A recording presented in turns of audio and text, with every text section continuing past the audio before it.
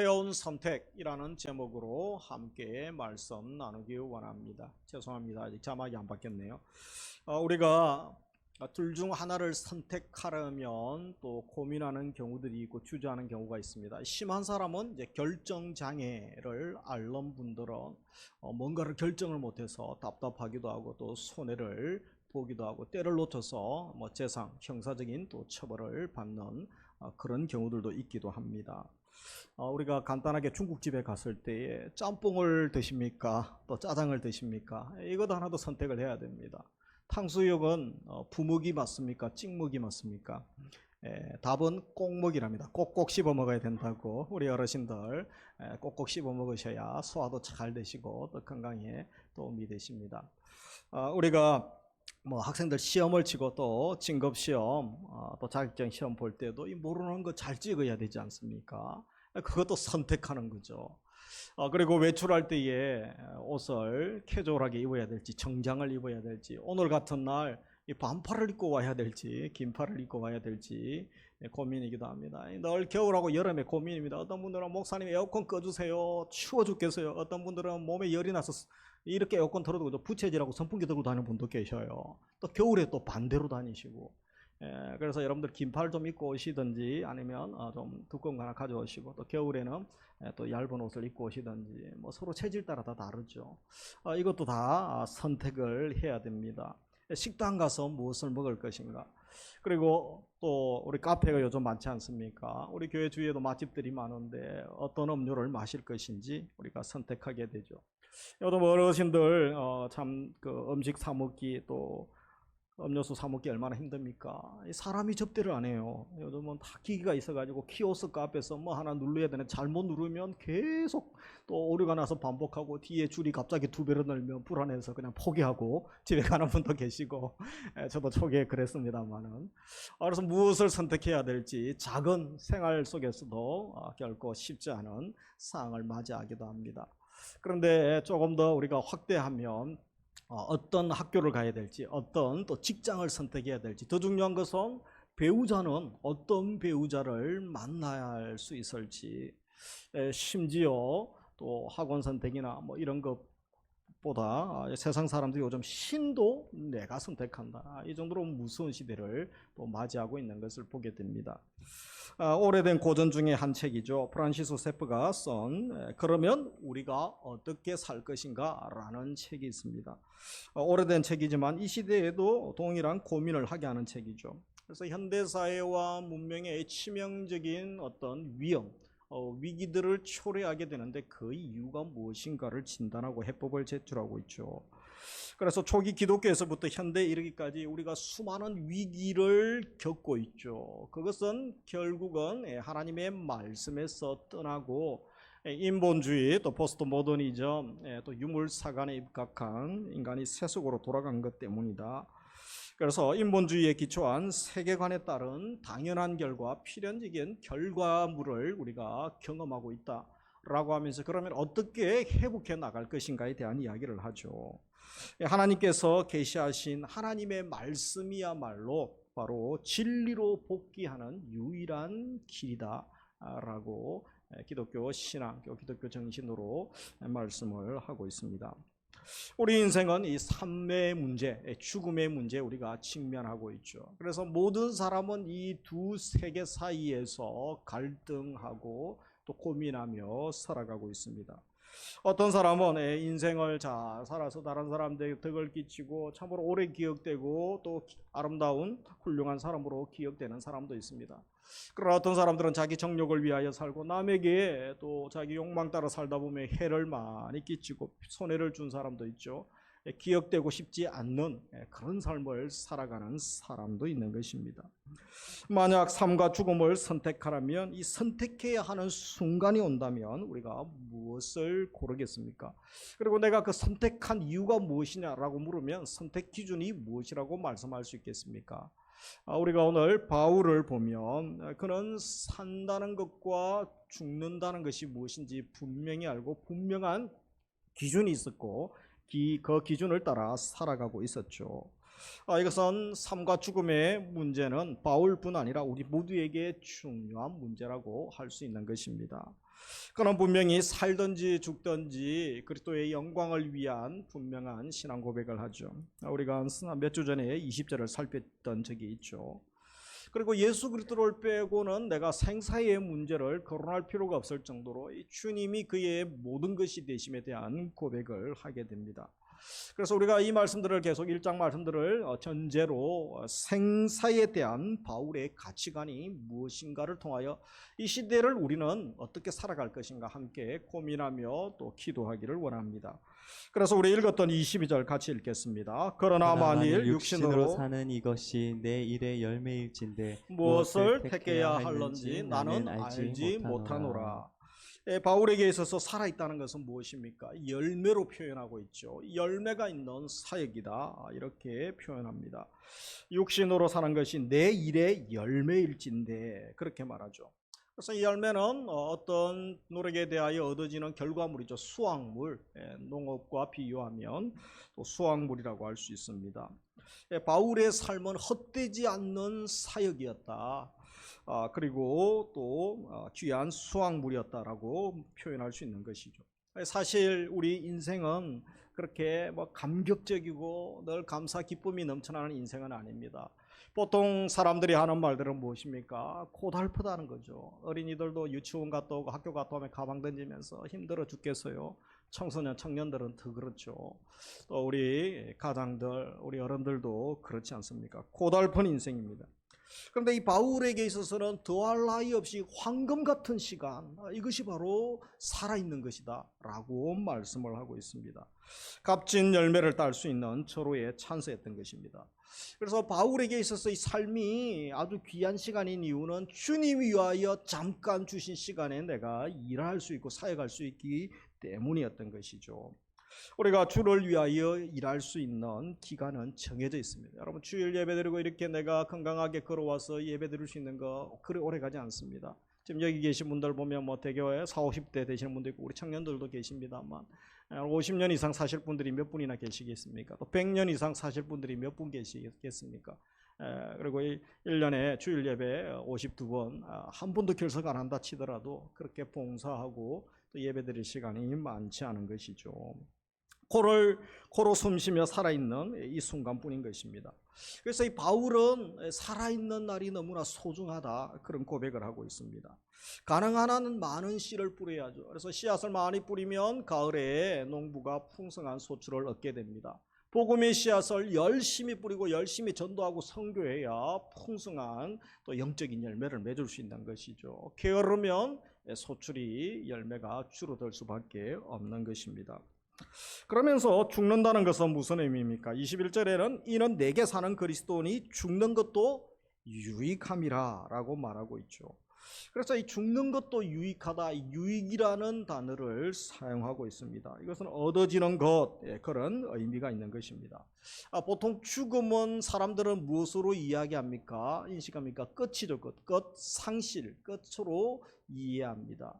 그리고 모든 것이 죽으면 다 끝나는 것으로 알고 있죠. 죽음 때 슬퍼하죠.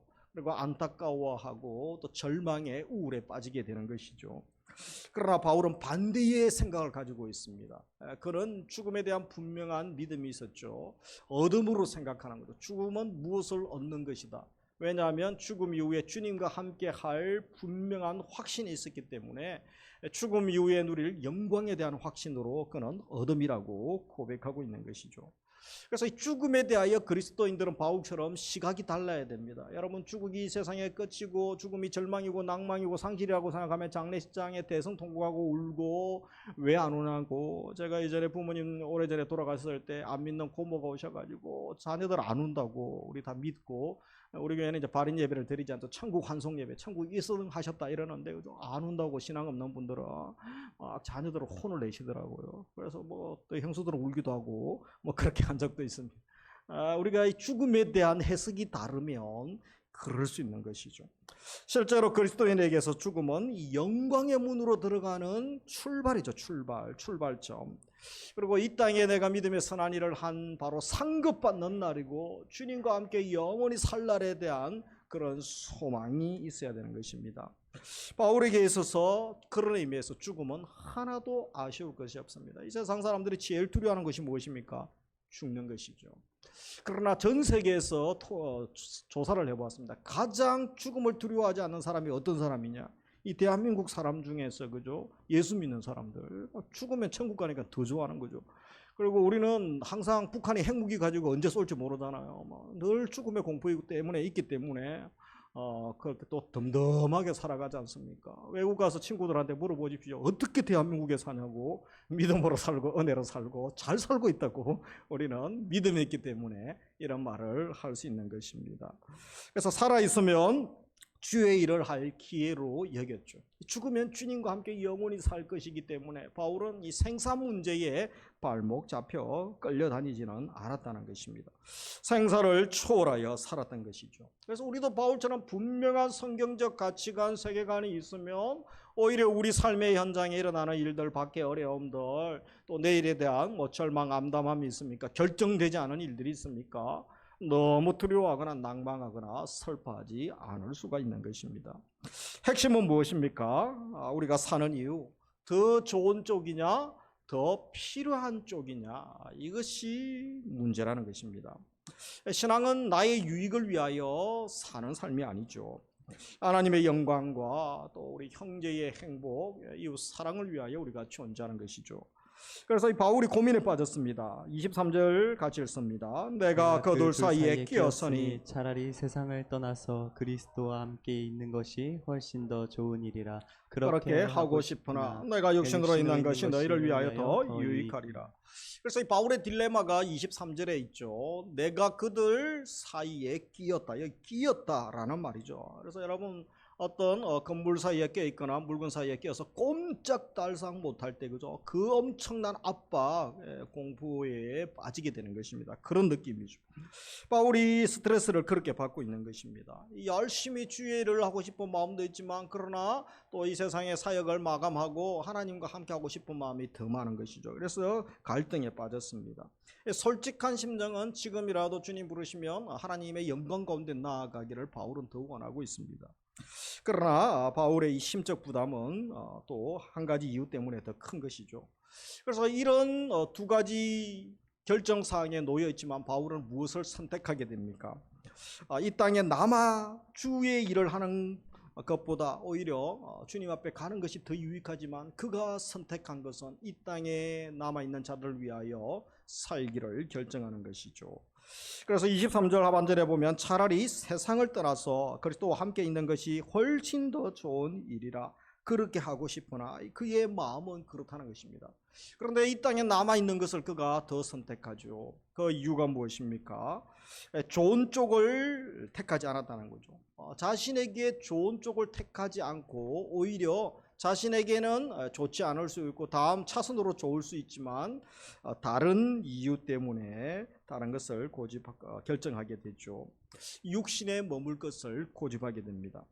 그래서 자기에게 좋은 쪽이 아니고 무엇입니까? 형제에게 이웃에게 더 필요한 쪽을 결정하게 되는 것을 봅니다. 그 이유가 24절이도 같이 읽습니다. 내가 육신으로 있는 것이 너희를 위하여 더 유익하리라. 그래서 그의 선택의 이유 결정의 근거가 무엇입니까? 너희를 위하여, 형제를 위하여, 믿음이 약한 사람들 또 형제들, 우리 불신 가족 구원해야 되죠. 그들을 위하여 남기로 결정하는 것을 봅니다. 자기에게 유익한 것 치면 지금 그냥 당장 순교해서 천국 가고 하나님 영광 가운데 영원히 예배드리고 이제 주님과 함께 사는 것이 얼마나 감격스럽습니까? 그는 이미 삼정천을 경험한 사람입니다. 천국을 경험한 사람이죠. 그래서 얼마나 그 영광 감격을 그는 알고 있겠습니까? 우리처럼 모르기 때문에 안 죽으려고 또 하루 더 살아보려고 100년 더 살아보려고 최소한 90세는 살아봐야 되지 않겠습니까? 요즘 이제 장례 치르시는 분들 보면 90 이하에 돌아가시면 너무 젊은 나이에 돌아가셨다고 그런 얘기만 해요. 사실 우리 교회 부모님들, 우리 성도님들도 90세 이상 사시는 분들이 상당히 많아지셨어요. 100세 이상 사시는 성도님 부모님도 계시고 장수의 복을 주신 것은 너무 감사하시죠. 그래서 첫째 주일 말씀처럼 그죠. 부모에게 또 공경하고 효도하니까 하나님의 은혜 주시고 또 하나님의 치유가 의술을 통하여 많이 또 확장되고 있는 것도 보게 되어집니다. 이 바울이 선택한 것은 무엇입니까? 살아 주의 일 하는 것, 또 죽어 주님께 가는 것. 이 둘 사이에 바울이 갈등하다가 선택한 것은 바로 이 땅에 남아서 형제를 위하여 사는 것을 결정한 것이죠. 그래서 다른 사람 입장에서 더 필요한 것이 무엇인가? 이것이 성숙한 성도들의 결정이라고 할 수 있습니다. 계속 육신에 머물면서 이 다른 사람의 신앙을 돕고 그들이 함께 믿음이 자라서 함께 주의 영광 가운데 나아가게 할 수 있다면 내가 지금 더 희생하고 헌신하고 또 십자가의 길을 가고 고난의 길을 가고 말할 수 없는 아픔, 육적인, 정서적인, 영적인 또 스트레스와 아픔이 있을 수 있죠. 그러나 그 길을 가기를 결정했다는 것입니다. 이것이 바울의 선택 근거였습니다. 그래서 바울은 정리하면 자신에게 더 좋은 쪽을 선택하지 않고 무엇을 선택합니까? 형제에게 더 필요한 것. 이것이 바로 바울의 마음이고 예수님의 마음이죠. 예수님이 하늘 영광 버리시고 우리를 살리기 위하여 우리에게 더 필요한 생명 주시기 위해 오셨죠. 또 이것이 누구의 마음입니까? 부모님의 마음 아닙니까? 그래서 자식 잘 되고 자식에게 좋은 거 먹이려고 나는 고기 못 먹는다. 고기 나는 제일 싫다. 이러죠. 고기 사실 좋아하는데, 그죠? 어른들끼리 이제 뷔페 소고기 대접하면 너무 잘 드셔요. 근데 자녀들은 부모님이 소고기, 돼지고기 안 드시는 줄 알아요. 그리고 생선도 싫어하는 줄 알아요. 나는 머리가 좋다, 꼬리가 좋다, 막 그러고, 그죠? 다 거짓말 아닙니까? 자식들 위해서 못 먹고 못 입고 고생하셨죠. 이제는 우리 부모님들 자식은 나중에 생각하셔도 됩니다. 클 만큼 크신 분들, 또 물론 양육해야 되는 분들도 계시지만 우리가 부모의 사명은 말씀으로 양육하고 가정에 또 하나님 예배드리고 경외하는 법 배우게 하면 성령님과 교제하는 법을 배우게 하면 이 하나님의 사명 잘 감당하신 거예요. 또 서로 사랑하고 또 화목하고 주의 나라를 위하여 우리가 헌신하며 남은 여생 살아갈 수가 있는 것입니다. 그래서 우리에게도 이런 성숙된 믿음의 단계까지 나아가게 하옵소서. 이것이 우리의 기도가 되고 또 우리의 이런 수준까지 삶의 복을, 믿음의 복을 주시기를 원합니다. 그러면서 25절부터 26절에 보면 이제 24절에 대한 부언 설명을 하고 있다고 할 수 있습니다. 자신이 이 땅의 삶을 고집한 이유가 다른 그리스도인들을 위한 것이라고 말했죠. 그래서 구체적으로 내가 왜 이 땅에 살기를 결정했는가 말하고 있죠. 어떤 면에서 그렇습니까? 우리 25절 같이 읽습니다. 내가 살 것과 너희 믿음의 진보와 기쁨을 위하여 너희 무리와 함께 거할 이것을 확실히 아노니. 두 가지죠. 하나는 너희 믿음의 진보, 또 너희의 기쁨. 그래서 첫 번째 바울이 어떤 면에서 그리스도인을 위하여 이 땅에 살기를 결정합니까? 믿음의 성숙이죠. 믿음의 진보, 믿음의 성숙을 위하여 내가 존재한다. 이 땅에 그가 사는 목적, 자녀들이 진리를 사모하고 그들 신비에 하나님의 말씀이 뿌리박고 예수 그리스도를 주로 모시고 믿음이 자라가는 것. 우리 믿음이 연약한 형제들 또 믿음이 자라가기를 원하고 교우들을 말씀으로 또 성령의 은혜 가운데 섬겨서 건강하고 행복한 공동체뿐 아니라 그리고 세상에 나아가서 또 선교적 삶을 살고 제자의 삶을 살아갈 수 있는 한 사람 세우는 것, 이것은 해산의 수고만큼 힘들고 어려운 일입니다. 이것을 위하여 바울은 존재하기로 한 것이죠. 그래서 형제 신앙을 위하여 디딤돌 역할을 내가 하겠다. 여러분 걸림돌이 되는 사람이 얼마나 많습니까? 부모 스승 잘못 만나면 그죠? 사역의 신앙에 걸림돌이 되는 분들이 있죠. 디딤돌 역할을 하죠. 그리고 이 땅에 머물면서 어떻게 해서라도 그들의 신앙의 발전 성숙을 위하여 내가 헌신하겠다. 그렇게 바울은 결정하고 있는 것입니다. 그러면서 또 한 가지 이유가 무엇입니까? 내가 살 것과 너희 믿음의 진보와 기쁨을 위하여. 믿음 안에서 누리는 기쁨이죠. 믿음의 기쁨, 믿음 안에서 누리는 기쁨이죠.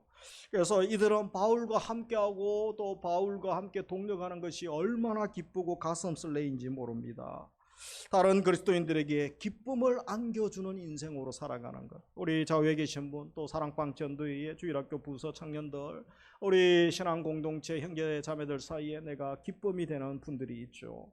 그 삶이 바울의 목적이었습니다. 우리도 그런 삶을 살 수 있습니다. 그러나 어떤 사람은 저분은 우리 사랑방에 안 왔으면 좋겠다고, 저분은 우리 전도에 안 왔으면 좋겠다고, 우리 주일학교에 안 왔으면 좋겠다고. 이단들은 물론 오면 안 되죠. 그런데 그렇지 않은 분들은 같이 동력하고 또 세우고 또 하나됨을 이루고 나가야 되는 것입니다. 이 교회가 사랑, 용서, 용납, 주 안에서 하나됨이 강한 또 사랑의 결속력이 있어야 되는 것입니다. 직장, 사업장, 집안은 어떻습니까? 이웃과의 관계에서 어떻습니까? 나는 기쁨이 됩니까?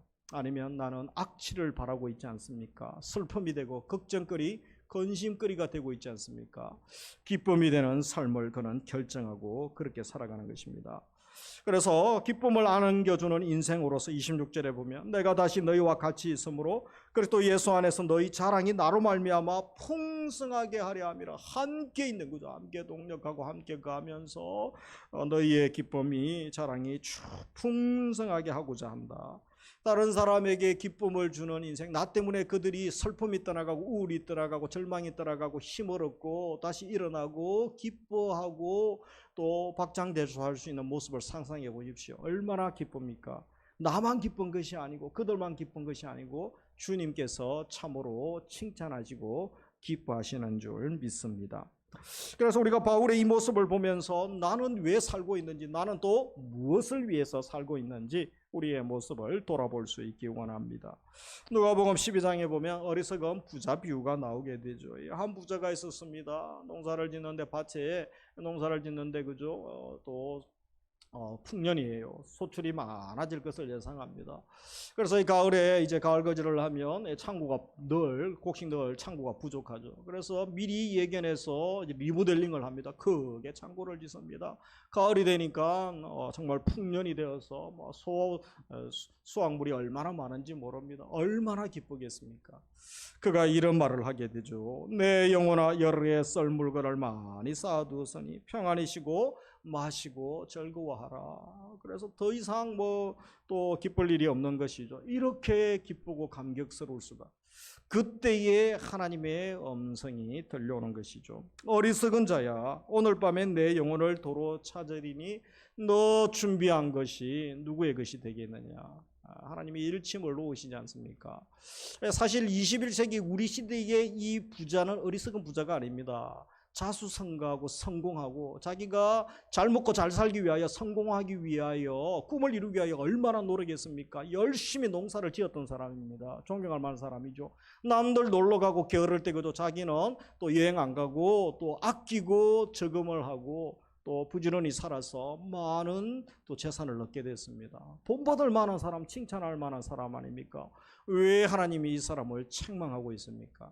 이렇게 살아가는 그리스도인들 우리가 많이 있다라는 것입니다.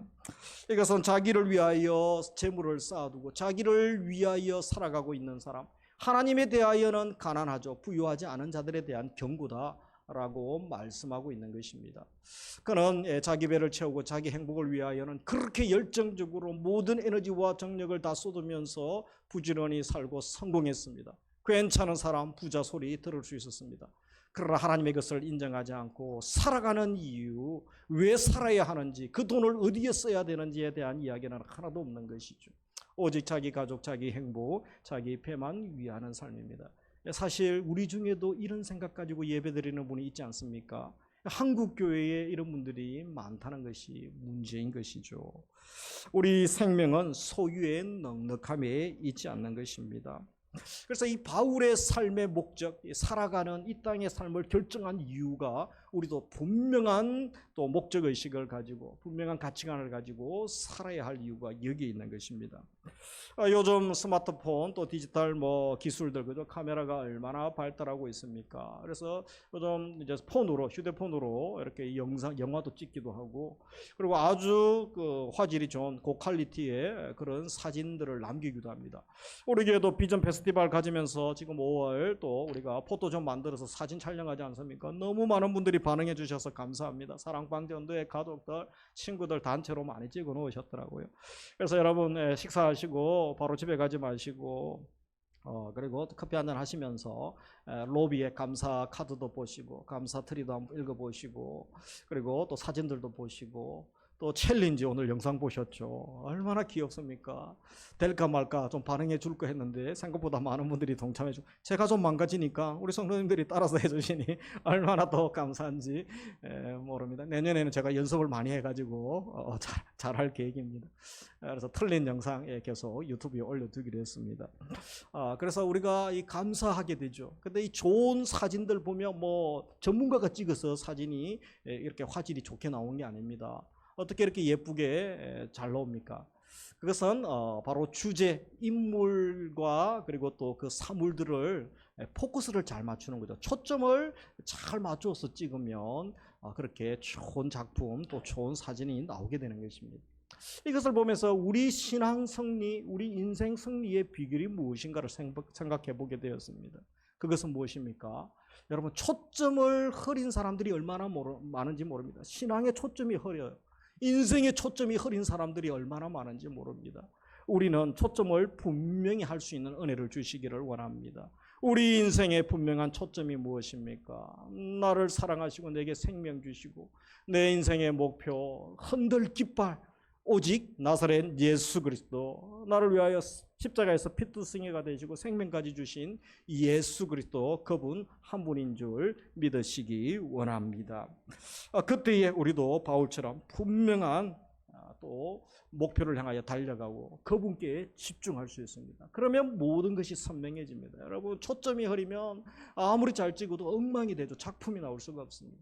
우리 인생도 그죠. 예수 그리스도께 초점을 맞추죠. 우리 말씀 기도학교 할 때 양육반, 제자반 계속 암송하는 제일 처음이 뭡니까? 중심 되신 그리스도. 내 마음의 왕자에 예수님이 왕으로 계시고 주인으로 계셔야 되는데 예수님을 변방에 쫓아내버린 거죠. 이것이 안 되기 때문에 나머지가 다 허물어지는 거죠. 내 삶이 엉망이고 뒤죽박죽이고 영적인 질서가 없어지게 되는 것입니다.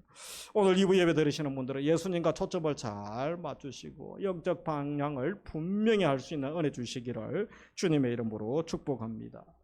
어메이징 그레이스라는 유명한 찬송가이죠. 우리 작사가인 존 뉴턴이 82세 일기로 세상을 떠나면서 임종 직전에 이런 말을 했습니다. 내가 이제 죽어서 천국 갈 것인데 천국에 들어갈 때에 세 가지 경이로운 일을 경험하게 될 것이다. 한 가지가 천국에 있을 줄 알았던 내 친구, 내 사랑하는 이들이 천국에 없는 것 보고 놀랄 것이고, 또 하나는 저분은 안 갈 줄 알았는데 저분이 천국에 와 있는 거예요. 그거 보고 놀랄 것이고, 또 한 가지는 나 같은 죄인이 천국에 와 있는 거 보면서 놀라고 감격할 것이다 라는 말을 합니다. 사실 우리도 그런 고백하지 않겠습니까? 내가 또 천국에 있다라는 확신이 있으십니까? 그리고 내 사랑하는 분들이 함께 천국에서 서로 또 밤같게 맞이할 그런 또 은혜를 우리가 기도해야 되지 않겠습니까? 이 시대에 우리의 문제 또 우리의 모습일 수도 있는 것이죠. 그래서 이제 우리는 거룩한 고민에 빠지기 원합니다. 누가복음 16장에 보면 부자와 거지 나사로가 나오죠. 이 부자는 이 땅에서 내세에 대한 고민을 전혀 하지 않습니다. 이 땅의 삶이 전부인 것처럼 알고 이 땅을 위하여, 자신을 위하여 살아가죠. 그리고 그가 이 땅에서 부귀영화를 다 누립니다. 떵떵거리며 삽니다. 그런데 그가 죽고 난 다음에 거룩한 고민을 하게 됩니다. 영혼에 대한 고민을 하고 후회를 하게 되죠. 그런데 주님은 무엇이라고 합니까? 이미 늦었다는 거죠. 그렇게 불쌍한 존재가 없는 것입니다. 여러분, 우리가 거룩한 고민을 하고 영생에 대한 고민을 하고 영혼에 대한 고민을 할 수 있는 것, 또 영원한 삶에 대한 고민을 할 수 있는 것, 잠깐 생명이 있고 이 땅에 사는 동안만 가능한 것입니다. 그 결정을 어떻게 하냐에 따라서 세상에서 부귀영화 다 누렸지만 그렇게 후회해도 소용없는 그런 삶을 살아가는 비참한 인생들이 될 수 있습니다. 사실 그런 사람이 우리나라에도 얼마나 많습니까? 대다수가 또 그런 삶을 살고 있는 것이죠. 말씀을 마무리합니다. 너무 늦어 인생 되지 않기 원합니다. 이제 우리 삶을 말씀 앞에 돌아보기 원합니다. 나는 삶과 죽음에 대한 분명한 기준이 있습니까? 내가 왜 살고 있습니까? 내 삶의 이유, 목적은 무엇입니까? 예수 그리스도, 그분의 영광, 그리고 그분이 사랑하시는 한 생명 한 사람의 행복과 유익을 위하여 살아가는 것, 우리도 바울처럼 그런 분명한 신앙 고백을 할 수 있기 원합니다. 그리고 구체적으로 어떻게 나타나야 됩니까? 형제의 유익을 위하여 섬김으로 나타나죠. 그래서 우리가 섬길 때에 그들의 믿음이 자라게 될 것입니다. 함께 기쁨, 영광의 즐거움에 참여하게 된다라고 말씀합니다. 우리 한 주간 살아갈 때 올 가정의 달, 우리 가족 자녀, 우리 또 영적인 믿음의 형제 자매들을 바라보면서 우리에게도 분명한 인생의 목적과 또 분명한 가치관 가지고 방향성 가지고 사시고 우리에게도 이런 또 고백과 감격과 기쁨을 부어주시기를 주님의 이름으로 축복합니다. 우리 함께 찬양하며 나아가도록 하겠습니다.